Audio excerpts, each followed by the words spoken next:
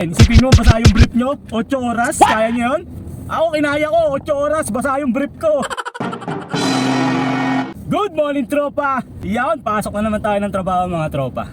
Pero this time, gamit na natin si Wigo Mengo. Alam niya, kahapon, gamit natin si Duke. Inabot tayo ng ulan. Hindi lang basta ulan, mga tropa, parang bagyo. Pagpasok natin ng expressway, biglang bumuhos yung malakas na ulan. Ano nangyari? Basa yung brief ko, basa yung medyas ko, basa lahat, pantalon. So yung damit, kasi meron akong dalawang damit na dala. So yung isang damit na yung basa. So yung may nagamit akong medyo to yung damit. Pero pumasok ako ng trabaho, kaso late na tayo kasi nga nagpatila pa ako sa isang gasolinahan. Nakakala ko hihinto pa ang ulan, hindi rin naman pala huminto. So pasok na lang tayo. So 1 hour akong late kahapon, mga tropa. Maaga ako umalis ng bahay. Kaso lang, sa hindi inaasahan, kasi kahapon umalis ako, napakainit dito sa Kabuyaw. Pero pagdating natin ng expressway, umuulan pala, grabe. Yun yung mga hindi natin inaasahan na mangyayari. Hindi talaga natin hawak yung panahon eh. Grabe. Nag-iisip nga ako na umuwi na lang eh. Kaso basa na rin lang ako, ba't pa ako uuwi? Di ba? Nabasa na rin lang ako, ba't pa ako atras? Kaya pumasok na lang din ako. Tinuloy ko na lang yung pagpasok natin. Araw pa yun ng linggo, mga tropa. Araw ng linggo. And yet, basang-basa tayo.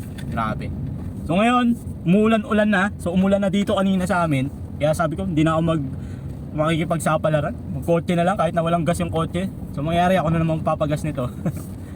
Kaya sa mabasa na naman yung brief natin. Isipin mo, basa yung brief nyo, 8 oras, kaya nyo yun? Ako, kinaya ko, 8 oras, basa yung brief ko. Kasi yung medyas, merong medyas na binibigay sa amin sa Wyatt. Kaya nakahiram ako ng medyas. Pero yung brief, hindi mo papahiram pa ng brief. Ang lamig ng paaramdam ko kahapon. Diyos ko po, Rudy, 8 oras, basa yung brief. Ginawa ko na lang, real talk to, mga tropa, hindi invento to ha. Ginawa ko na lang, nilagyan ko na lang ng tissue yung harapan ko tsaka yung likuran ko para sisip-sipin yung lamig. So every time na nasip-sip na yung lamig, papalitan ko na naman ng tissue. Iya. Ba't ko ba kinukwento sa inyo? Awan ng Diyos, nakaraos naman tayo. Pag uwi ko, tuyo na yung brief ko.